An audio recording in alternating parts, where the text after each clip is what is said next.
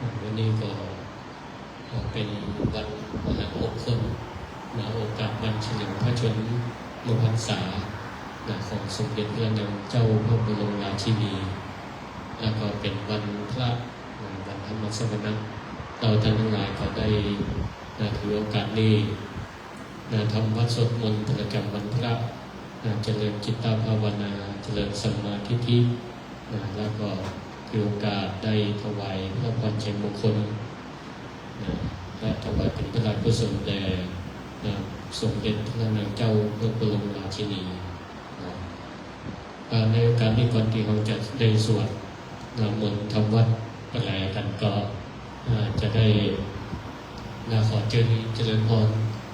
ท่านผู้ช่วยศาสตราจารย์สมพรคุ้มเจ้ามเป็นตัวแทนพุทธศาสนิกชนได้จุดเทียนชัยมงคลเทียนชัยเบื้องหน้าพระบรมฉายาลักษณ์ของสมเด็จพระนางเจ้าพระบรมราชินีจุดใส่เทียนชนวนกันจุดใส่เทียนชนวนแล้วก็ยกเทียนชนวนจุดเทียน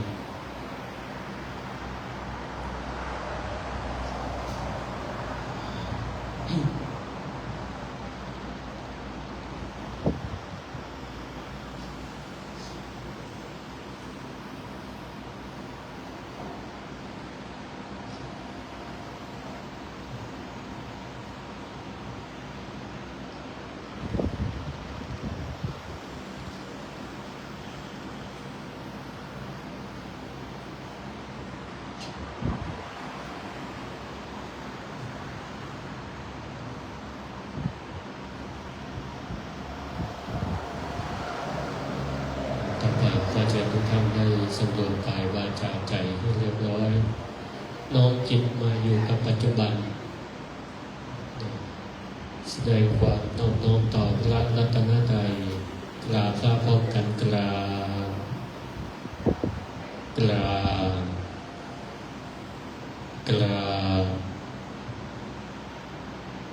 ลี่ยนเสียงต่างๆว่าพร้อมกันอะระหังสัมมาสัมพุทโธภะคะวาพระผู้มีพระภาคเจ้า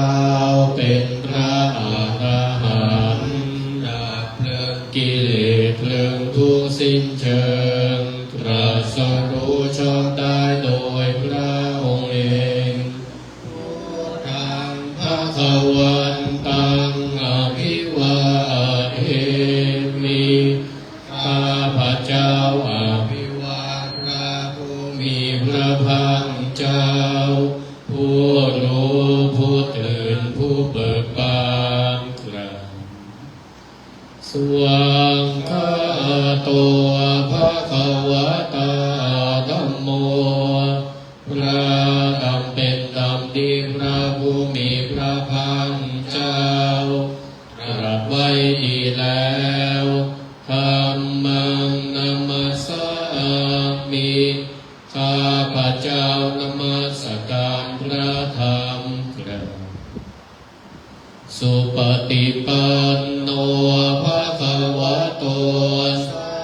วกสังโฆพระสงฆ์สาวกของพระผู้มีพระภาคเจ้าปฏิบัติดีแล้วสังฆังนามามิข้าพระเจ้านอบน้อมพระสงฆ์ธรรมยังบุตสะภะคะวะโตปุพพาคณมการังกะโรมาเสนะโมตัสสะภะคะวะโตขอน้อมน้อมแด่พระผู้มีพระภาคเจ้าพระองค์นั้นอะระหะโตซึ่งเป็นผู้ไกลจากกิเลสสัมมาสัมพุทธัสสะตรัสรู้ชอบได้โดยพระองค์เองนะโมตัสสะภะคะวะโตขอน้อมน้อมแด่พระผู้มีพระภาคเจ้า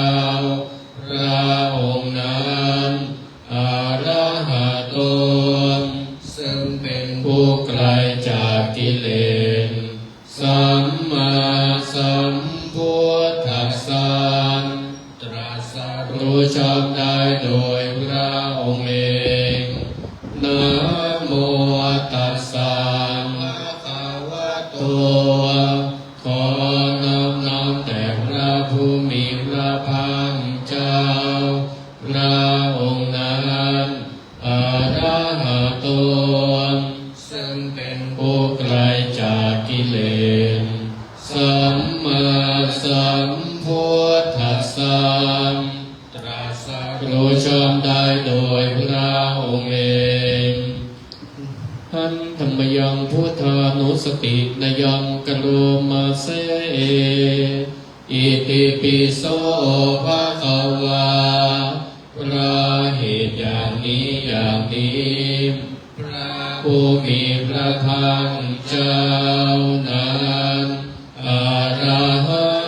นต์เป็นผู้ไกลจากกิเลสสัมมาสัมพุทโธเป็นผู้ตรัสรู้ชอบได้โดยพระองค์เองวิชาจารณสัมปันโนเป็นผู้ถึงพร้อมด้วยวิชาและจารณะสุขโตเป็นผู้ไปแล้วด้วยดีโลกวิทูเป็นผู้รู้โลกอย่างแจ่มแจ้งอนุตตรปุริสธรรมสารถิเป็นผู้สามารถฝึกบุรุษที่สมควรฝึกได้อย่างไม่มีใครยิ่งกว่าสัทธาเดวมนุสสานังเป็นครูผู้สอนของเทวดาและมนุษย์ทั้งหลายพุทโธเป็นผู้รู้ผู้ตื่นผู้เบิกบานด้วยธรรมภควติเป็นผู้มีความจำเริญแนะคำสั่งสอนสัตว์ดังนี้กายนะวาจาโยเจตสวานด้วยกายก็ดีด้วยวาจาก็ดีด้วยใจก็ดีพุทเทกุกัมมังปะกตังมยายังกรรมหน้าที่เตียนอันใดที่ข้าพเจ้ากระทำแล้วในพระพุทธเจ้าพุทโธนิคันหาโตอาชยันตังขอพระพุทธเจ้าจงงดซึ่งโทษล่วงเกินนานๆการันตเรสังวริตุงวาพุทเทเพื่อการสำรวมระวังในพระพุทธเจ้าในการต่อไปนัมยังธัมมานุสตินยังกโรมาเสสวาคาโตภะคะวะตาธัมโมพระธรรมเป็นสิ่งที่พระผู้มีพระภาคเจ้าได้ตรัสไว้ดีแล้วสันทิฏฐิโกเป็นสิ่งที่ผู้ศึกษาและปฏิบัติพึงได้ด้วยตนเองอาการลิโกเป็นสิ่งที่ปฏิบัติได้และให้ผลได้ไม่จำกัดการอิปัสสิโกเป็นสิ่งที่ควรกล่าวกับผู้อื่นว่าท่านจงมาดูเถิดโอปัญญิโกเป็นสิ่งที่ควรน้อมเข้ามาใส่ตัวปัจจตังเวทิตาโพวินโยหินติเป็นสิ่งที่ผู้รู้ก็รู้ได้เฉพาะตนดังนี้กายนะวาจาโยเจตสวาด้วยกายก็ดีด้วยวาจาก็ดีด้วยใจก็ดีธรรมเมกุกัมมังปะกตังมยายังกรรมหน้าที่เทียนอันใดข้าพเจ้ากระทำแล้วในพระธรรมธัมโมปฏิคันหาตุอัจฉยันตังขอพระธรรมจงงดซึ่งโทษล่วงเกินนานๆกานันตเรสังวริตุงวะธัมเมเพื่อการสำรวมระวังในพระธรรมในการต่อไปอันนมยังสังฆานุสตินยังกโรมาเสสุปฏิปันโนภะคะวะโตสาวกสังโฆทรงสาวกของพระผู้มีพระภาคเจ้าหมู่ใดปฏิบัติดีแล้วโอชุปฏิปันโนภะคะวะโตสาวก สังโฆสงฆ์สาวกของพระผู้มีพระภาคเจ้าหมู่ใดปฏิบัติตรงแล้วยายะปฏิปันโนภะคะวะโตสาวกสังโฆสงฆ์สาวกของพระผู้มีพระภาคเจ้าหมู่ใดปฏิบัติสมควรแล้วยาทิทังได้แก่บุคคลเหล่านี้คือจาตาริปุริสายุคานิอันนาปุริสาปุคลาผู้แห่งบุรุษสี่ผู้นับเรียงตัวบุรุษได้แปดบุรุษเอสาภะคะวะโตสาวกสังโฆนั่นแหละสงฆ์สาวกของพระผู้มีพระภาคเจ้าอาหุนายโยเป็นสงฆ์ควรแก่สักการะที่เขานำมาบูชาปาหุนายโยเป็นสงฆ์ควรแก่สักการะที่เขาจัดไว้ต้อนรับทักขินายโยเป็นผู้ควรรับทักษิณาทานอัญชลีกรณิโยเป็นผู้ที่บุคคลทั่วไปควรนำมัญชลีอนุตตรังปุญญเขตังโลกัสสติเป็นเนื้อนาบุญของโลกไม่มีนาบุญอื่นยิ่งกว่าดังนี้กายเยนะวาจายุวเจตสาวาด้วยกายก็ดีด้วยวาจาก็ดีด้วยใจก็ดีสังเกกุกรรมังปะกตังมยายังกรรมหน้าที่เทียนนันใดข้าพเจ้ากระทำแล้วในพระสงฆ์สังโฆปฏิคันหาตุอัจฉยันตังขอพระสงฆ์จงงดซึ่งโทษล่วงเกินนานๆการันตเรสัมวนิตุงวาสังเคเพื่อการสำรวมระวังในพระสงฆ์ในการต่อไปอันนมยังอภินาปเจเวคณาปาทังปนามาเสชาราดัมโมมีเรามีความแก่เป็นธรรมดาชารังอนัตติโตล่วงพ้นความแก่ไปไม่ได้กายาทิธรรมโมมีเรามีความเจ็บไข้เป็นธรรมดากายาดิงอนัตติโตล่วงพ้นความเจ็บไข้ไปไม่ได้มรณะธรรมโมมีเรามีความตายเป็นธรรมดามรณังอนัตติโตล่วงพ้นความตายไปไม่ได้สัพเพหิเมปิเยหิมนานานาภาโววินาภาโวเราละเว้นเป็นต่างๆคือต้องพลัดพรากของรักของชอบใจทั้งหลายทั้งปวงกรรมสะโกมีเรามีกรรมเป็นของตนกรรมดายาโทนเป็นผู้รับผลของกรรมกรรมโยนีเป็นผู้มีกรรมเป็นกำเนิดกรรมพันธุเป็นผู้มีกรรมเป็นเผ่าพันธุ์กรรมปฏิสัยโนเป็นผู้มีกรรมเป็นที่พึ่งอาศัยยังกรรมังกริสามิเราทำกรรมใดไว้กาลยานังวาปาปะตังวาดีหรือชั่วตัสสะทายาโทภวิสามิจะเป็นผู้รับผลของกรรมนั้นเอวังอเมหิอาปินหังปัจเจเวคิตาพังเราทั้งหลายพึง พิจารณาเนืองๆอย่างนี้แลธรรมยังสารพันเยนะพุทธมังคลัตคาทายโยพนามเสม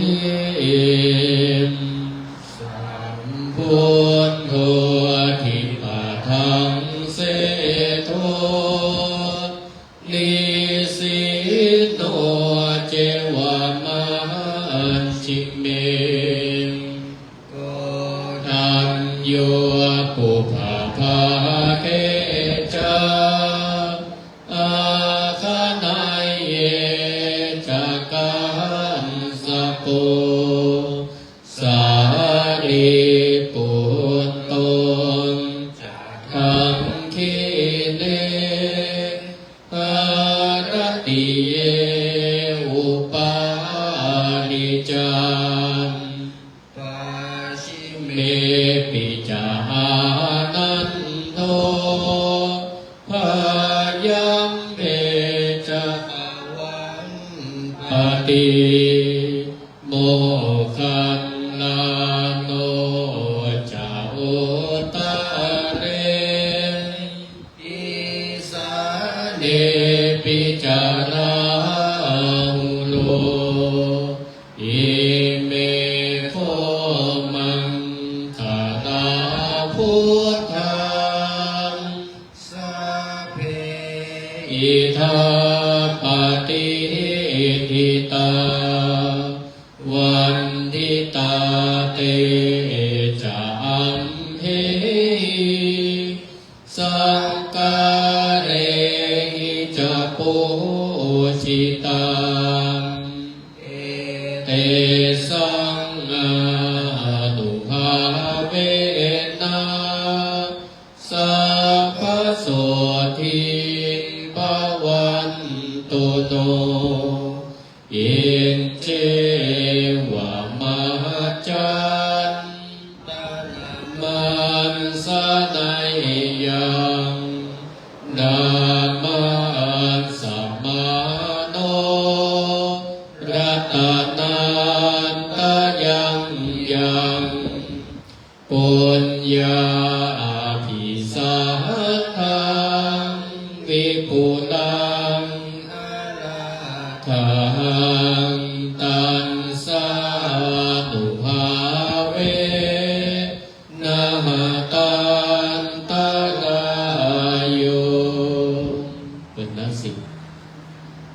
นะโมนะหังนะมันสการจิมบานต่อพระกวาล้ำเลิศในโลกาทรงพระภาคเป็นอันงามอาหันตันกิเลสสมุเฉดออกจากกามไกลจากตัณหาสามโลกธรรม8 ประการสัมมาสัมพุทธะตรัสเป็นพระโพธิญาณล่วงรู้ทุกกันดารเหตุเกิดทุกข์เป็นธรรมดารู้ทางปฏิบัติพระองค์ตรัสซึ่งทุกขาดังชาดังชาดาพุทธมรณะถึงนิพพานอันว่าขาดเจตนานมัสการพุทโธเบิกบานผู้ตื่นแล้วพ้นทุกข์ภัยรอบรู้คุณและโทษสั่งสอนโปรดสัตว์เวรในเราควรจะเข้าใจพระคุณท่านล้ำโลกาภาวะคุณพระธรรมมันน้อมนำเกิดปัญญาทรงไว้เหนือซึ่ง ชอบประกอบการสิ่งใดเป็นความผิดไม่คบคิดเป็นจิตพันนิโรธผ่อนรำคาญหาความเย็นเป็นสุขใจชำระกองกิเลสให้สิ้นเหตุพ้นทุกข์ภัยตัดบ่วงและห่วงใยเห็นจริงแท้อนิจจาผู้ใดได้ชิมรสเห็นปรากฏด้วยปัญญาเป็นทรงเมื่อมาจำเพาะตัวได้ทำปฏิบัติจึงเห็นจริงเป็นยอดยิ่งโอปถัมภ์มีคุณอันเลิศล้ำความเย็นแล้ไม่ร้อนใจทั้งกายวาจาจิตสุจริตโดยเลื่อมใสความผิดสิ่งอันใดจะบังเกิดนั้นไม่มีพระธรรมมันล้ำเลิศสิ่งประเสริฐอันวิธีทางเองข้ามโลกีพ้นจากชาตินิราชภัยกราบไหว้คุณพระสงฆ์ผู้ดำรงพระธรรมวินัยพรหมจรรย์ท่านตั้งไว้ต่อโบวาทพระศาสดาสี่ผู้แปดพวกนั้นท่านถือมั่นไตรสิกขาปฏิบัติตามธรรมะบริสุทธิ์ผลไพรีอบรมสั่งสมมาวาสนาของท่านมีเราควรจะยินดีระลึกถึงนมัสการอริย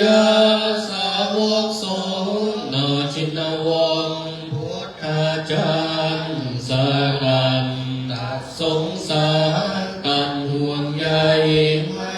ยินดีน้ำเดืองเป็นเครื่องมาศาสนาพระจินสีจนถึงทุกวันนี้เพราะท่านรับสั่งสอนมาแสดงแจ้งเหตุผลให้บุคคลมีศรัทธาเห็นจริงด้วยปัญญามีคุณและเป็นแน่ใจท่านนั้นเป็นแบบอย่างชี้แนวทางให้เดินไปทางธรรมทางวินัยทั้งทางศีลภาวนาสังโฆคุณดังนี้เราควรที่จะบูชาระลึกถึงขึ้นมายกมือไหว้ไม่เสียทีตั้งจิตดำรงตนต่อพระสงฆ์ให้จงดีรัตนาทั้งสามนี้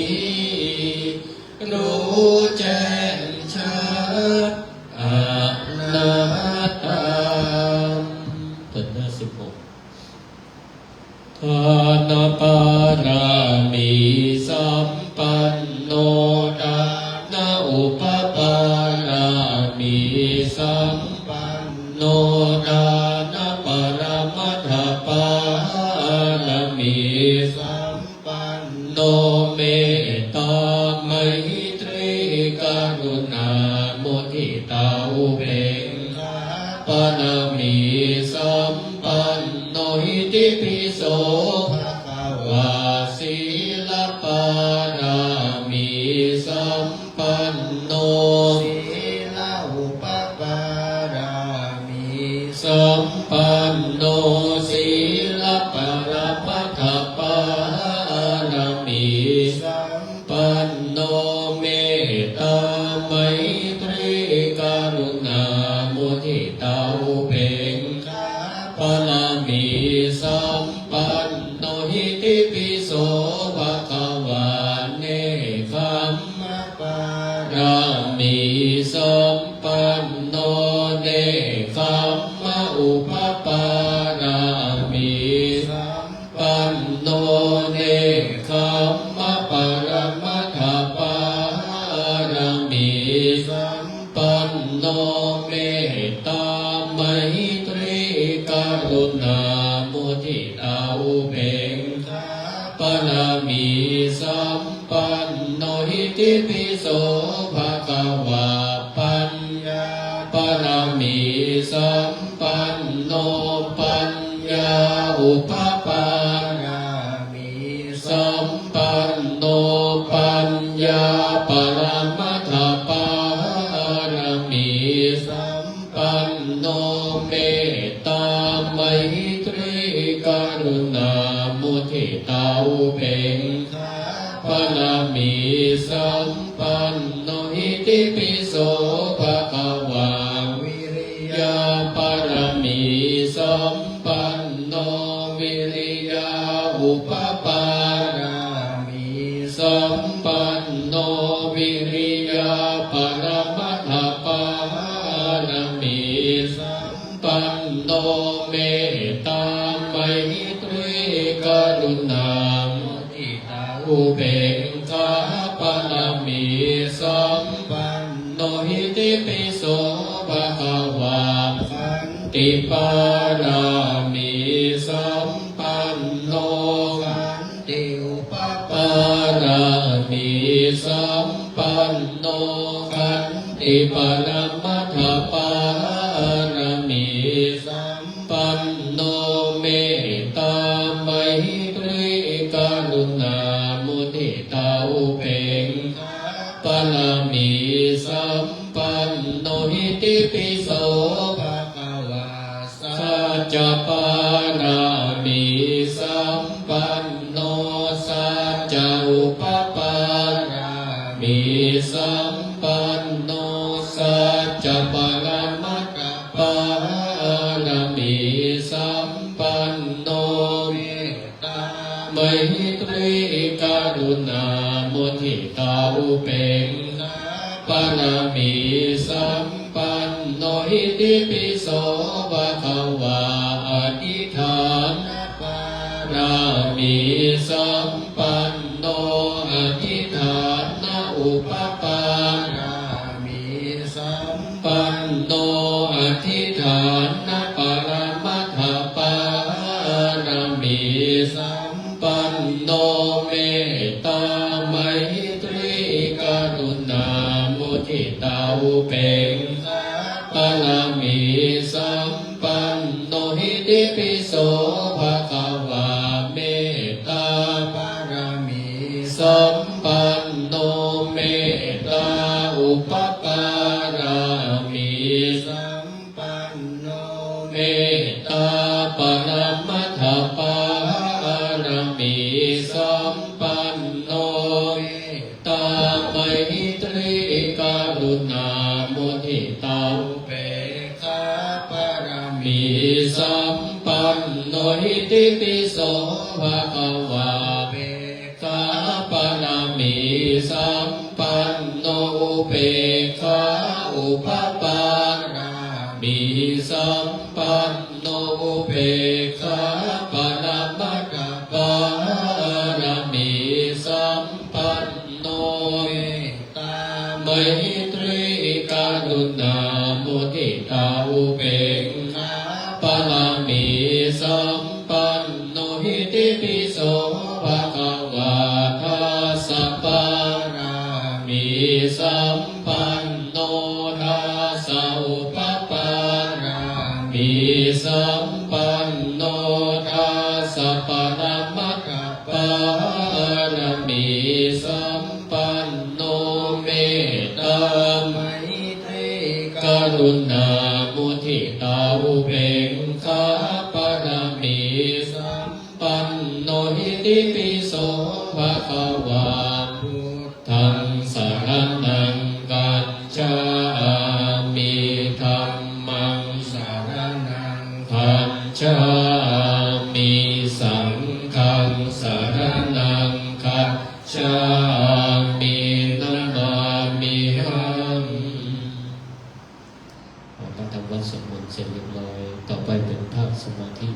วิปัสสนา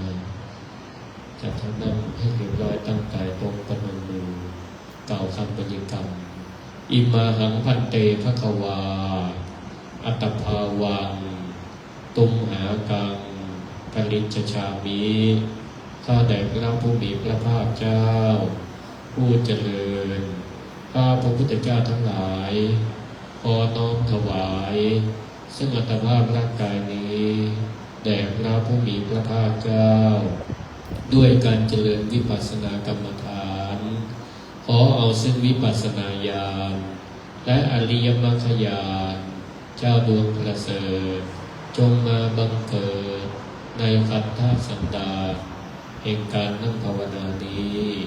แด่เธอยกมือลงวางไว้บนตักมือขวาทับซ้ายรู้ลมหายใจเข้าและหายใจออกของตนของตนหายใจเข้ารู้หายใจออกรู้ดูลมหายใจดูอาการของตนของตนดูอารมณ์ของตนของตนคิดก็รู้ว่าคิดน้อยคิดน้อยได้ยินเสียงก็รู้ว่าได้ยินน้อยได้ยินน้อยเราปรุงแต่งนะ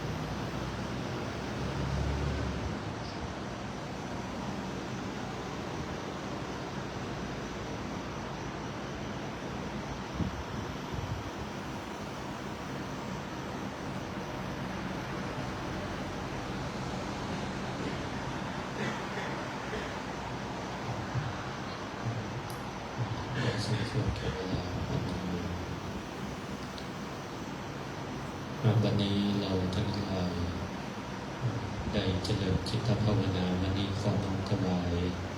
พระพรชัยมงคลถวายพระพระกุศลแด่สมเด็จพระนางเจ้าพระบรมราชินีขอพระองค์ทรงมีพระชนมายุยิ่งยืนนานปราศจากโรคาพาธเป็นร่มโพไทรของปุณพระสงฆ์นิกรเป็นผู้อยู่บารมีแด่พระบาทสมเด็จพระเจ้าอยู่หัวตลอดกาลนานพระสงฆ์สวดสาธนทานสาอันตรัตถาสุขิตาวิรุณหาพุทธัสสะสเนหโรคาสุขิตาโหหิสังสัมหิยาติวิสาอันตรัตถาสุขิตาพุทธัสสะสเนหโรคาสุขิตาโหหิสังสัมหิยาติวิสาอันตรัตถาสุขิตาวิรุณพุทธัสสะสเนหโรคาสุขิตาวิโหหิสังสัมหิยาติภิอภิวันตนาสีลิสนิจังบุญปัจจายิโนจัตตารโอทันติอายุวันโนสุขังภะลังต่อไปวันตาร่วมกันวันตามิพุทธังสัพพังเมโตสังฆามาดามิวันเตวันตามิธัมมังสัพพังเมโตสังฆามาดามิวันเตวันตามิสัพพังเมโตสังฆามาดามิวันเตวันตามิกาโลโอปัจจาจาริเยสัพพังเมโตสังฆามาดามิมัทธานังสัพพังเมโตสังฆามาดามิวันเตวันตามิอารามิมายังสัพพังเมโตสังฆามาดามิวันเตวันตามิสัพพังสัพพะทานิสุปฏิทิตาสานิลาตาตุมหาโพธิสักกาลังสัตตานาคาโลเกเทวะโลเกบรมะโลเกสัมปุริเปสาลิลาตาตุโยเกสาตาตุโยอะระหันตาตาตุโยตะกุติจตุราสิติสานาเสตัมมะขันเต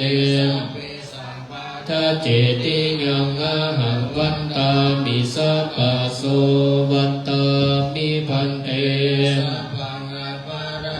กมาดามิพันเตมยกะตังปุญญังสามินาอนุโมทมินากะตังปุญญังไมหังกะตะปังสาธุสาอนุโมทามิอรหังสัมมาสัมพุทโธภะคะวาพุทธังภะคะวันตังอภิวาเทมิสุภะโตภะคะวะตาธัมโมธัมมังนัมมัสสามิสุปฏิปันโนภะคะวะโตสาวกสังโฆสังฆังนามามิ